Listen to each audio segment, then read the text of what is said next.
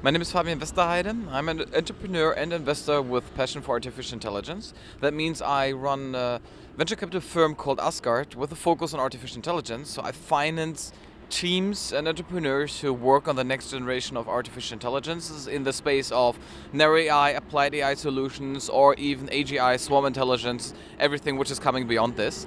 On the other hand, I talk and educate about AI. I organize a very large conference called Rise of AI. I advise German government, European Commission, Fortune 500 companies on AI strategies. So every day I'm involved with artificial intelligence. What exactly is artificial intelligence? It's a little bit unknown term for us, so how do you explain it? The definition for artificial intelligence is very challenging because everyone defines it different.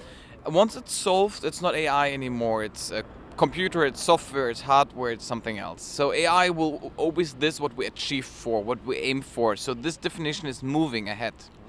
However, currently I define artificial intelligence as a cognitive system. So a system which can gather data, predict its future, and make its own decision and is optimizing on it. So AI is always about having a goal to optimize for, and the AI will work really hard and will never get sick, will have no vacation, and will always try to achieve this aim.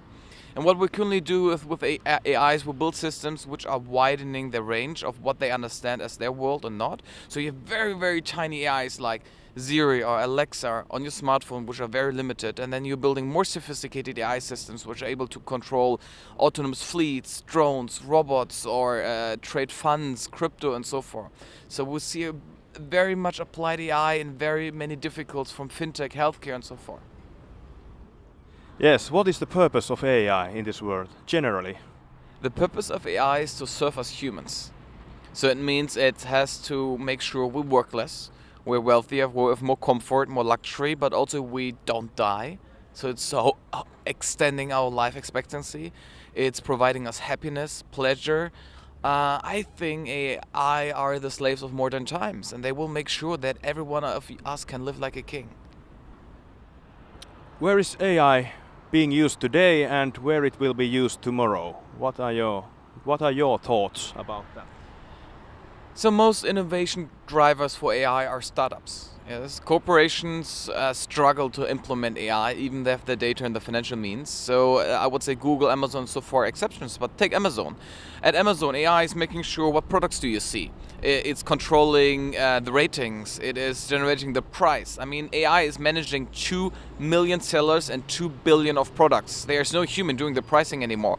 The AI is making sure it will be sent to the fulfillment center. A robot will take it from the shelf, put it in a box. A robot will drive it on the truck. Then a human is driving the truck still. And the human is bringing the package. By the way, the biggest pain point when you order something online, it's the guy delivering the package. Everything else done by AI works perfectly. So this is a very typical use case where you see AI. Everywhere where you don't see it, everywhere where there's no human involved anymore. What is the difference between strong and weak AI? So weak AI is what we have. Narrow artificial intelligence. As I mentioned, we speak of Alexa, Siri, Google Now, but also Google Search, Google Maps. Facebook has a weak narrow AI algorithm. So most applications, even if you go to an ATM, I mean, an ATM machine used to be human, identifying your who you are and giving you cash. Now a machine is doing this. This is a very, very narrow AI, very stupid, but still it fulfills a purpose which used to be done by humans. Then you have more sophisticated AI, for example, in the autopilot of a plane, in drones, or in cars. AGI is the next step. So what we speak about is narrow AIs, systems which are very good in one task but can't transfer the knowledge. The next phase is transfer of knowledge. So a system which can learn, it learns to learn, where we have some interesting MVPs, models. Google DeepMind works on them, for example, and some other companies and researchers, but it's not solved yet. And then if we speak about strong AI, means an AI on a human level, which means on the next day or within a second, this AI is a strong intelligence or super intelligence because it will be smarter than you, smarter than we three, smarter than every human in the world. And then we have a super intelligence. That means it is super stupid at the same time, maybe doesn't understand love, doesn't understand fear, but can be more knowledgeable and smarter than all humans combined if we do it right or wrong. Fascinating and terrifying at the same time. So what happens then in the future to the society, to the human lives? What happens when it gets to that stage? Well, let's make sure it doesn't happen. And if it happens, first use a sandbox. And if we don't have this, well, what we have to do is send every AI in a kindergarten. AI has to learn our moral values. It has to understand how we treat our other humans. It has to learn about compassion, about love, about respect. It has to we have to make sure AI serves us, that it always will serve us and the majority of humans. It will be for the benefit of humankind, and it should be not used as a weapon. It should not be used to harm us, and we should not lose control over it. By the way, about them, because there won't be only one AI. It won't be this one AI which will rule the world. It will be thousands to millions of them. All right.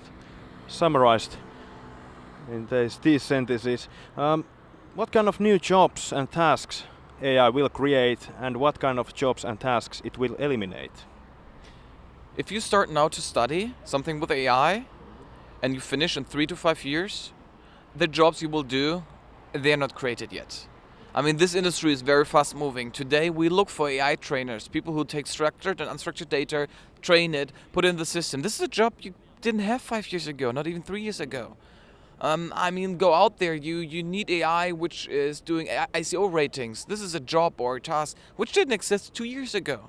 So just imagine whatever you want to do doesn't exist yet, but it will be created. Unless you're smart, analytic, and you have an interest for AI. What will be reduced?